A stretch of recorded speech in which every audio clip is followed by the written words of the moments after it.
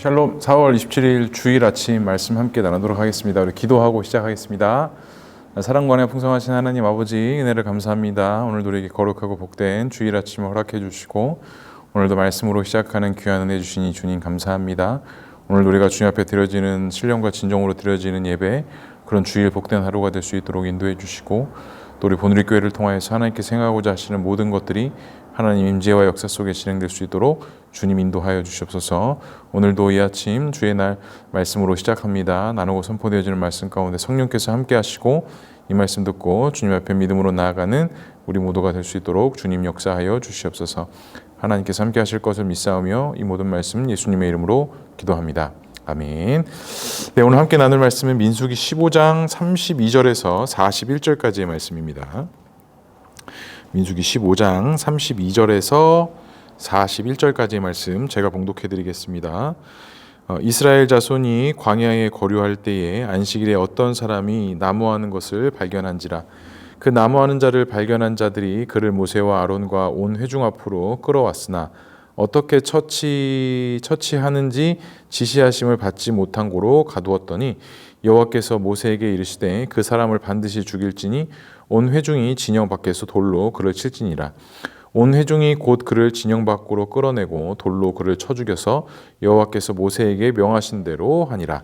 여호와께서 모세에게 말씀하여 이르시되 이스라엘 자손에게 명령하여 대대로 그들의 옷단 귀에 술을 만들고 청색끈을 그 귀에 술에 더하라.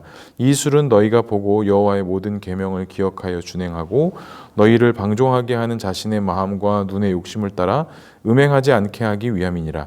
그리하여 너희가 내 모든 계명을 기억하고 행하면 너희 하나님 앞에 거룩하리라.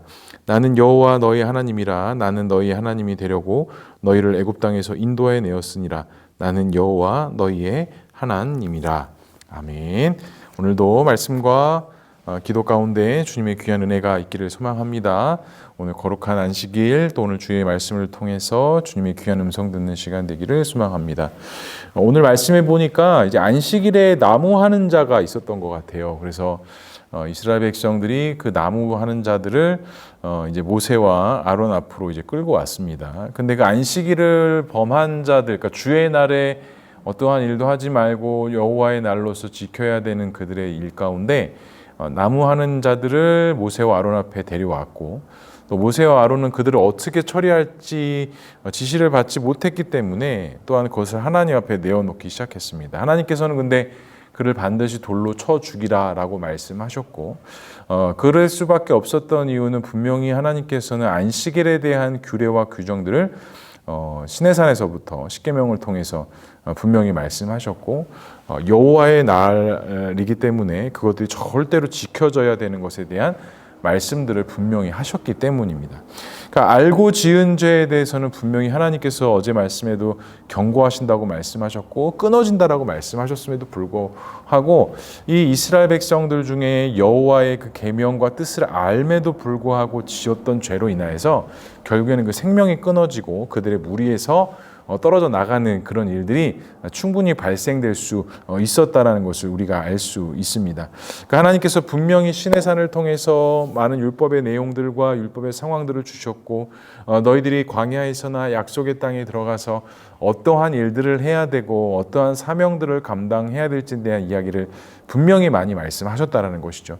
하지만 그것에 대해서 그것을 좀 가볍게 여기고 그것에 대해서 중요하게 여기지 않는 자들을 중심으로 하여금 하나님께서는 그 진노를 그칠 수가 없었고, 그들이 알고 짓는 것에 대한 경고하셨던 것처럼 그들에게 엄히 경고하시고 또 결과적으로 나타나게 하셨다는 것입니다.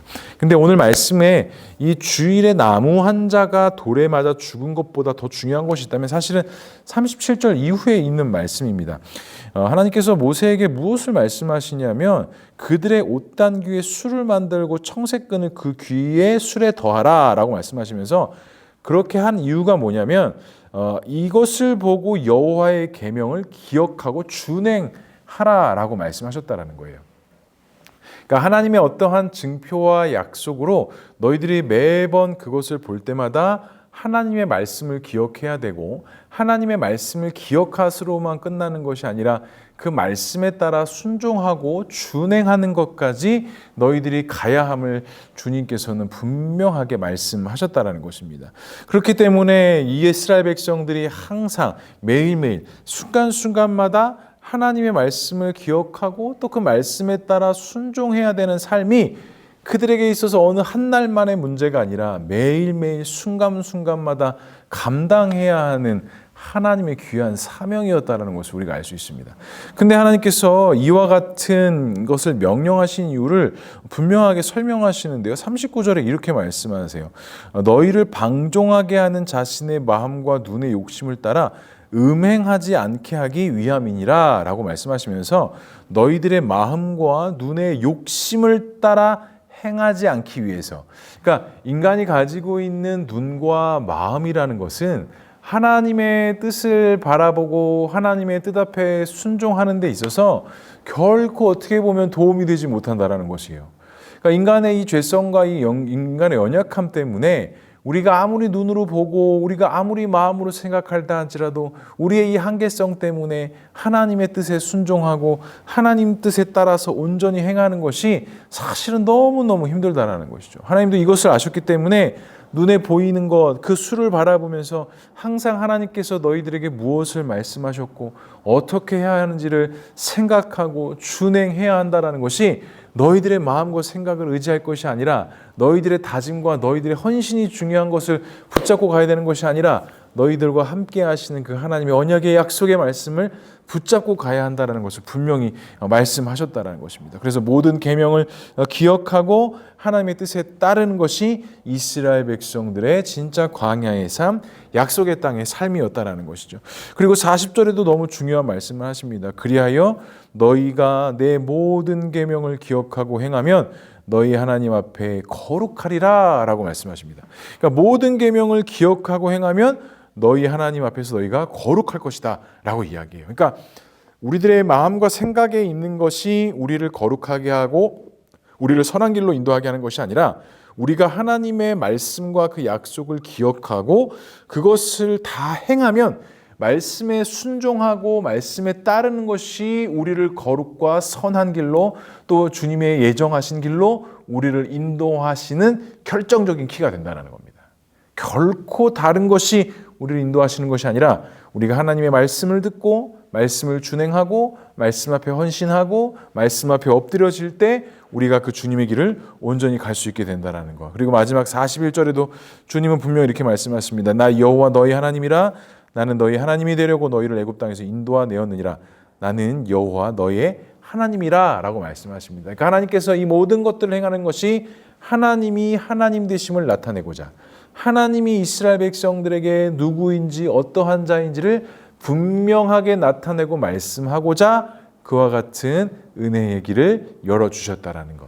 사랑하는 성도 여러분, 우리에게도 동일합니다. 우리가 다른 것을 통해서 주께 나아갈 수 있는 것이 아니라 하나님의 그 약속을 붙잡고 말씀에 따라 헌신된 삶을 살아가는 것이 우리가 하나님 앞에 거룩한 삶을 살게 한다라는 것.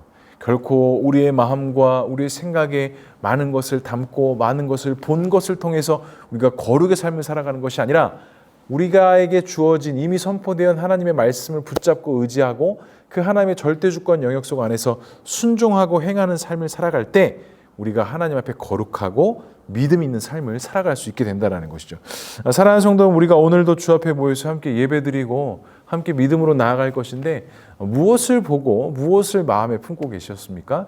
또 지난 한 주간 동안 또 지난주 설교 말씀을 듣고 우리 삶 속에 무엇을 적용하고 무엇을 실천하셨습니까? 간절히 바라기는 내 마음과 내 생각 속에 있는 것들을 붙잡고 가는 것이 아니라 매일매일 순간순간마다 우리에게 허락하시는 그 하나님의 말씀을 붙잡고 나아갈 수 있는 저와 우리 모두가 될 수 있기를 주님의 이름으로 간절히 축복합니다. 그래서 오늘도 거룩한 주일 주님이 우리가 예배드리며 나아갈 때 하나님께서 하실 일들을 우리가 기억하고 목격하면서 하나님께서 준비하시고 선포하실 말씀들을 우리의 마음에 담기를 결단하고 나아갈 때 우리가 거룩한 삶, 믿음의 삶을 살아가고 걸어갈 수 있다는 사실입니다. 지난 한 주간 동안도 얼마만큼 아픔이 있으셨습니까? 얼마만큼 또 고민이 있으셨습니까?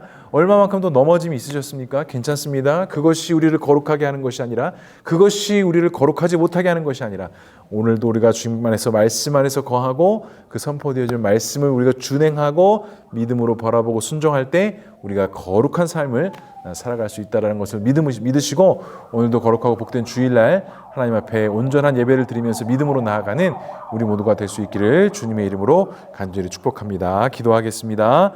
사랑과 은혜가 풍성하신 하나님 아버지, 오늘도 우리가 주 앞에 믿음과 헌신과 결단으로 나아갑니다. 주님께서 붙잡아 주시고 인도해 주시고 함께해 주셔서 오늘 하루도 주님 앞에 온전한 예배를 드리게 하시고, 오늘도 말씀을 통해 우리가 거룩한 삶을 살아가고 결단되어져 나갈 수 있는 우리 모두가 될 수 있도록 주님 인도하여 주시옵소서. 하나님께서 함께 하실 것을 믿사오며 이 모든 말씀 예수 그리스도의 이름으로 기도합니다. 아멘. 네, 이따 주일 우리 예배 때 뵙겠습니다. 감사합니다.